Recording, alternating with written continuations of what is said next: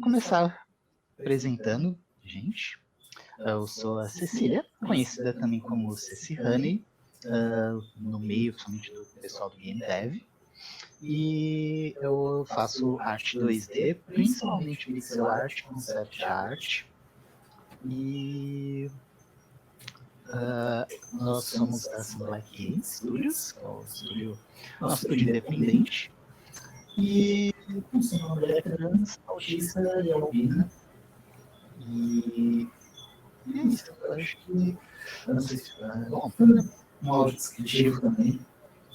Sou de pele branca, cabelos dourados, lacinho vermelho, tô com um poncho vermelho, atrás de mim tem uma parede verde e alguns brinquedos na cidade. Boa tarde, meu nome é Melina Juraski. Eu vou fazer meu áudio descritivo antes também. Eu sou uma mulher trans, eu sou branca, o meu cabelo é preto, no fundo tem uma parede verde e atrás uma bandeira do movimento trans. Eu estou usando uma camiseta preta, meu fone de ouvido é preto com luzes azuis.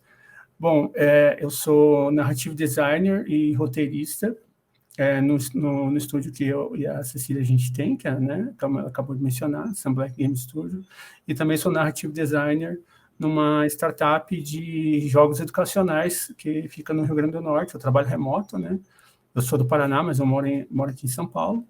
E essa startup, ela trabalha com jogos educacionais. Ela já está, acho que 6 meses que eu estou trabalhando com eles. Então, eu sou roteirista e narrative designer dessa empresa.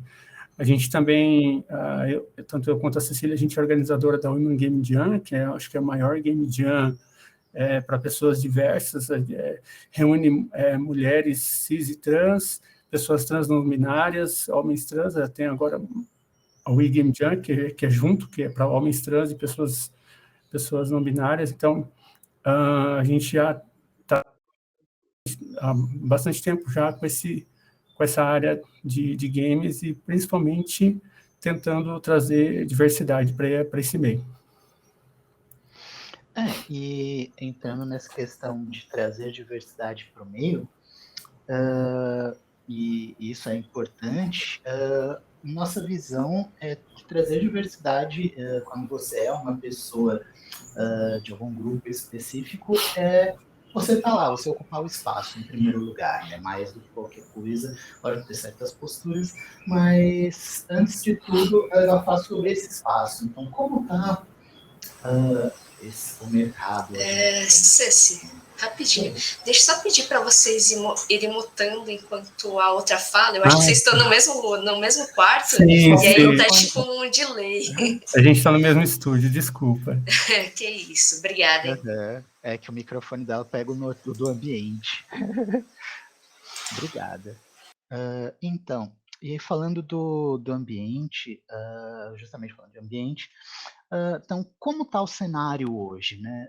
Hoje a gente está começando a ver algumas mudanças legais de acessibilidade, de inclusão, tanto para pessoas, né, para PCD, ou seja, pessoas com deficiência, quanto na questão de diversidade como um todo, né? A gente está tendo um pouquinho mais. Mas, assim, ainda existem algumas barreiras, né? Acho que a barreira principal é justamente que o nosso sistema ainda visa prioritariamente o lucro, e o lucro inclui você cortar qualquer tipo de trabalho, atenção ou custo extra que você puder ter para chegar naquele objetivo. Então, tem muitas empresas que olham e falam, mas se eu tiver que contratar uma pessoa de um perfil diverso, eu vou ter que dar uma instrução diferente, ou eu vou ter que, por exemplo, uma pessoa que é cadeirante, vou ter que colocar uma rampa, e como é que é? Lógico, hoje a gente está tendo cada vez mais legislação, por exemplo, essa questão de rampas e outras questões. Mas ainda é um processo a se caminhar, ainda tem muita coisa que está sendo construída, e ainda existe, sim, resistência, até por parte de algumas situações onde a empresa ou os gestores, etc., estão acostumados a fazer a coisa de um determinado jeito. Um exemplo disso é o home office, né? Home office ele ajuda bastante, principalmente para pessoas com questões psicológicas, tipo fobia social, síndrome do pânico, ou a própria questão, dificuldade às vezes de relacionar e de conversar com pessoas. O home office está sendo ótimo para essas pessoas, e tem muitas empresas que estão simplesmente assim muito e que não precisariam, lógico, pensando em termos de tecnologia, a gente tem muita questão aí de desenvolvimento de software. Você poderia muito bem continuar com home office pós-pandemia, e as empresas preferem não, né? Então, deixar um pouco aí para a Melina. Uma coisa assim que a gente, né, nós ambos somos, né, mulheres trans e autistas, né? Mas no sentido assim das mulheres trans, principalmente, uma coisa que a gente notou com essa questão da pandemia, para quem está fazendo home office, ficou, digamos assim, um pouco melhor. Por quê? Porque a gente sabe que o Brasil é o país que mais mata pessoas trans no mundo. Né? Não se compara com lugar nenhum. O Brasil está muito à frente nesse tipo de coisa, infelizmente. Então, eu vejo muitas mulheres trans que falam, claro, ninguém está feliz com a situação da pandemia, mas muita gente, digamos assim, ficou um pouco melhor em termos de qualidade de vida com o fato de ter adentrado o home office. Porque a gente sabe, principalmente nós que somos mulheres trans, a gente sabe que no Brasil só o ato de você sair na rua, às vezes você já está correndo risco de vida. Então, tem muitas meninas, muitas mulheres que a gente conhece que, para elas, melhorou por duas questões. Por essa questão de, às vezes, estar fazendo home office e pela questão do uso da máscara. Então, a gente é um pouco... Porque a máscara, ela disfarça um pouco, né? Então, muitas vezes, a pessoa, ela não começou ainda tratamento hormonal e, às vezes, ela ainda tem algumas características masculinas. Eu mesmo tenho um rosto, faz pouco tempo que eu estou fazendo tratamento hormonal. E virar alvo fácil, né, na rua. Então, assim, são coisas assim que ninguém jamais ia pensar nisso, mas para as pessoas trans fazem um pouco de diferença. Com relação a uma coisa que a Cecília comentou das empresas, a gente vê um movimento agora bem grande por diversidade, né? A própria prova disso é nós estarmos aqui. Então, há todo esse movimento, a gente vê muitas empresas no LinkedIn querendo adotar a diversidade, a gente vê que tem muita gente que está começando com consultorias nessa área, né? Seja de pessoas neurodiversas, pessoas das mais diversas formas, né?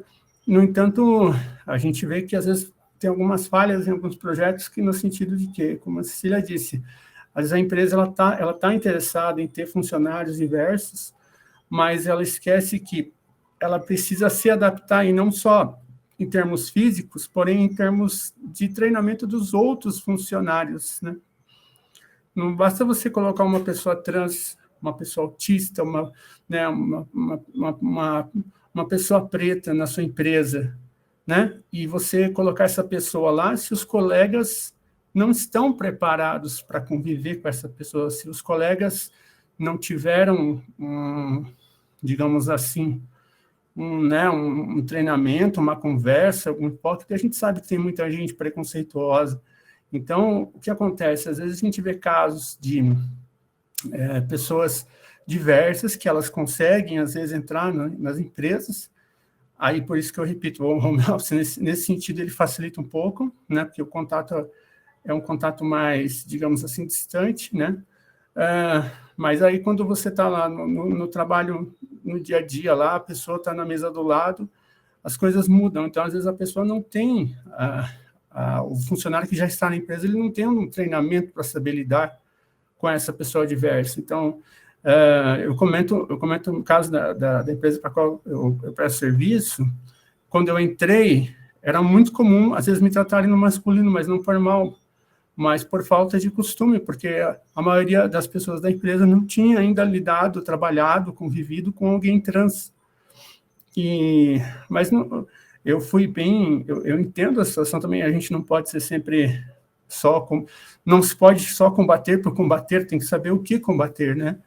Então eu vi que não era por mal, eu procurei conversar com as pessoas, e hoje em dia tá tudo perfeito, assim, ninguém erra meu pronome e tudo mais. Então, às vezes, a gente também tem que ter um pouco de paciência nesse sentido.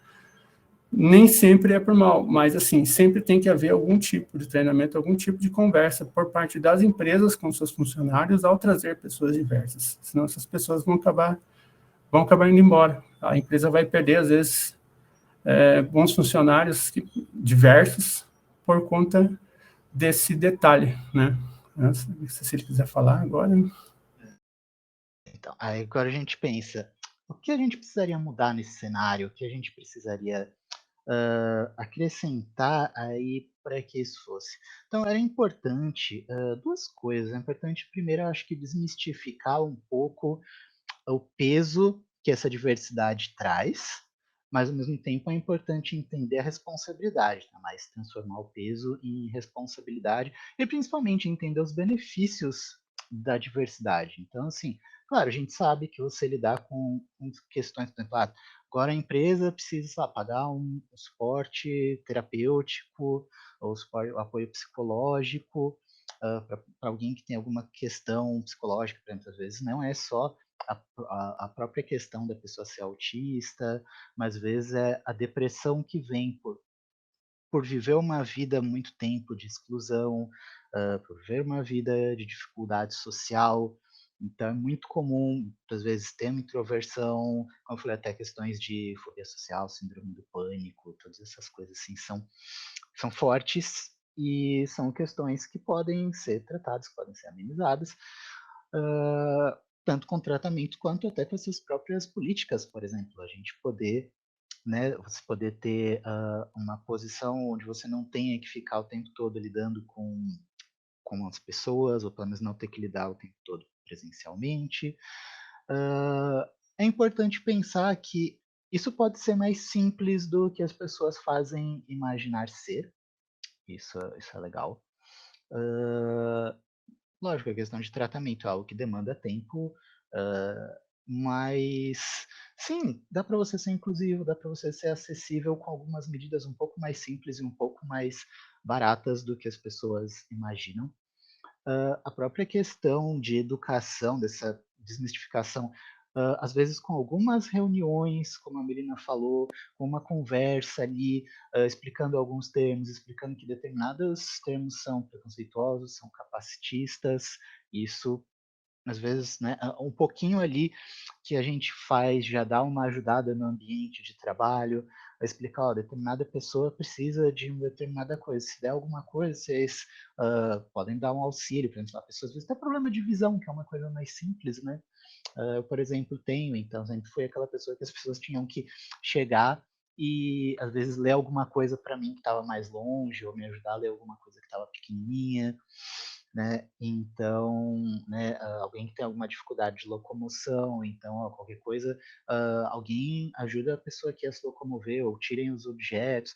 Enfim, tem pequenas políticas que são mais até uma questão de educação, da gente saber que determinadas questões são acessíveis. E às vezes a gente só não sabe, mas não é um esforço grande. A própria questão que a gente estava falando aqui, né, do audiodescritivo, ou seja, você fazer uma apresentação audiodescritiva para as pessoas que não podem estar enxergando quem está fazendo uma palestra ou com quem elas estão falando, isso já é um começo. Ter acesso a Libras, por exemplo, que a gente está tendo aqui, é uma situação já que, lógico, envolve uma questão de um profissional, mas isso, assim, é começar, uma coisa que precisa começar de dentro da mente das pessoas que estão ali, que estão na parte de gestão, e até das próprias pessoas que estão trabalhando hoje nas empresas e que vão trabalhar com essas pessoas, né, que têm alguma questão diversa, seja questão de deficiência ou questões étnicas, né? Porque a gente ainda tem também uns problemas com questões étnicas. Eu acho que é isso, assim, dessa parte.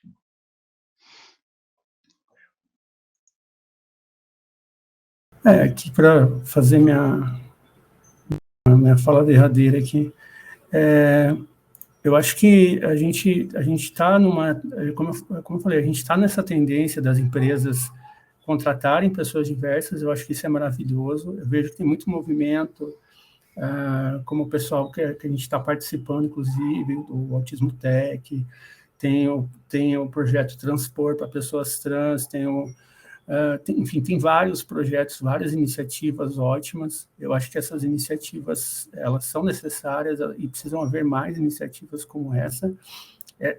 Essa trilha de diversidade aqui é uma iniciativa que eu acho que é também excelente, mas, como eu disse, a gente pode ter iniciativas, mas se não houver um real interesse das empresas em trazer essa diversidade e fazer com que essas pessoas permaneçam na empresa, que elas não desistam, e isso não vai mudar. E daí tem um outro fator que eu acho que é muito importante. Eu vejo muitas vagas legais assim para pessoas diversas.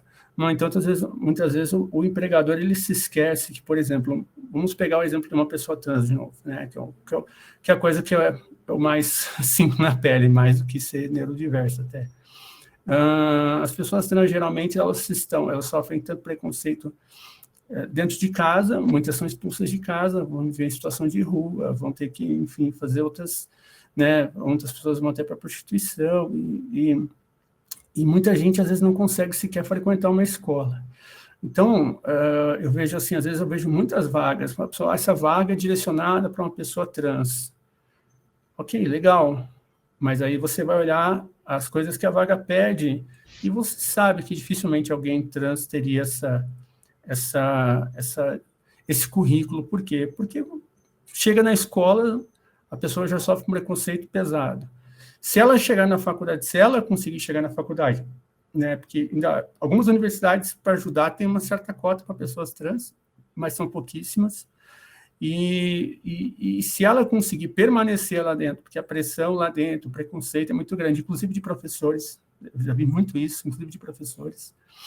Então, assim, se ela conseguir se formar, é muito difícil. Então, às vezes, a situação é que as empresas não basta abrir a vaga, ela tem que ter interesse em treinar esse funcionário, né? Ela tem que ter interesse em ajudar esse funcionário, esse futuro funcionário, ou esse funcionário, no caso, a progredir na sua carreira, a progredir como alguém que... Porque muita gente, às vezes, nunca trabalhou. Eu conheço pessoas trans que já tem quase a minha idade, quase na faixa dos 30 anos, e nunca trabalhou porque nunca teve oportunidade, nunca foi dada a oportunidade. Então, a pessoa ela não sabe sequer redigir um e-mail, muitas vezes.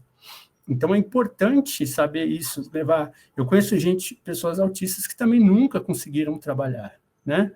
Então, a gente sabe, e por aí vai. Então, a gente sabe que não basta você só oferecer a oportunidade, e não basta você... aquele segundo ponto que eu falei, que é treinar, né, os seus funcionários e deixar um ambiente seguro, um ambiente acolhedor.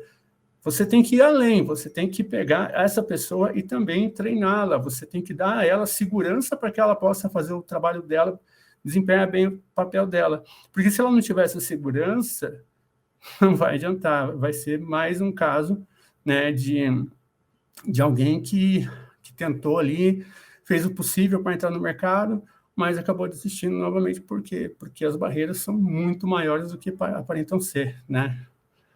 Então, esse é, digamos assim, o recado que eu deixo, né? Para que a gente que é diverso, a gente também procure se unir e se ajudar, porque muitas vezes o que é? Às vezes alguém que está numa situação um pouco melhor pode fazer essa ponte para facilitar esse acesso de uma outra pessoa, como eu falei, esse pessoal desses programas todos que eu disse, como eu mencionei, o Autismo Tech, o Projeto Transpor e etc. e tal, essas pessoas, elas estão fazendo isso, elas estão fazendo uma ponte para que outras pessoas possam adentrar o mercado de trabalho. Então, eu acho que isso é essencial, acho que é um papel da gente, é um papel que, por exemplo, a gente tenta o tempo todo desenvolver isso na indústria de jogos, mas, assim, quanto mais gente... vai ser melhor, e eu acho que aí a gente vai poder estar daqui 2, 3 anos comemorando aí, sei lá, eu conheço acho que 5 ou 6 pessoas trans que trabalham no mercado nacional de jogos, Então, quem sabe daqui uns tempos tem 20, 30, e, enfim, eu acho que esse é mais o nosso sonho, o nosso objetivo. A gente quer ter o mínimo de respeito e civilidade ser tratado. A gente não está pedindo nada demais. Então, eu acho que com isso eu concluo minha fala aqui. E eu agradeço a todos, obrigado pela oportunidade de estar participando, primeira vez. E eu estou bem contente de estar aqui. E é isso, obrigado. Então, entrando nisso um pouco aí que a Melina colocou, é importante realmente essa questão da capacitação, de abrir as portas, e aí entra naquilo que eu falei de desmistificar também o preconceito. Lógico, não é legal pensar que toda pessoa que a gente tem, por exemplo, no autismo, que todo mundo acha que todo autista, apesar das dificuldades, tem uma absurda genialidade, isso bota uma pressão enorme, por exemplo, e a gente sabe que isso acaba se esbarrando para algumas outras questões também de neurodivergência, mas ao mesmo tempo é importante pensar que muitas pessoas que estão numa situação menos favorável vão dar ali aquele 110% de esforço a mais, porque a gente está acostumada a ter que lutar mais para chegar num determinado lugar, a ter que justamente mostrar para as pessoas, olha, eu posso ter essa dificuldade, mas, mas assim, apesar disso, eu tenho uma contrapartida. Então, pensando aqui no que a gente faz para sobreviver muitas vezes, não só a Melina e eu, mas que a gente vê algumas pessoas também, é muitas vezes tentar procurar coisas que nós possamos fazer bem, muito essa coisa do autoconhecimento, não é aquele autoconhecimento num sentido só psicológico, etc., mas muito no autoconhecimento, assim, o que você tem afinidade, o que você consegue exercer melhor do que outras coisas que você faz, ou até melhor do que pessoas que estão ao seu redor, né? E como você, lógico, dentro das nossas capacidades de acesso, então, procurar curso gratuito, tudo que a gente puder caçar por aí, de preferência com certificação, mas às vezes é algo que não tem certificação, mas que você pode aprender a fazer. Então, por quê? Porque a gente ainda não está naquele ponto onde a nossa inclusão tá bacana, tá legal. Então, a gente está caminhando, mas é um caminhar até lá, então é isso, é fazer aquilo que nem todo mundo faz, ou fazer aquilo de uma forma diferente, de uma forma que as pessoas vão olhar e falar, tá, beleza, eu vou contratar essa pessoa porque eu preciso dela, porque ela é única. Então, e da parte das empresas é isso, é perceber que existem essas particularidades, essas questões, às vezes um ponto de vista único, um ponto de vista diferente pode fazer toda a diferença num projeto. E se alguém tiver perguntas também, a gente está super aqui, né, no tempinho que falta aí. Mas é isso, gente. Assim, o primeiro momento é dar essa abertura aí, né, para as pessoas que precisam. Muito obrigada pela oportunidade, muito obrigado. Muito contente de poder estar aqui, de ter esse espaço para estar aqui, dividindo aí a nossa vivência.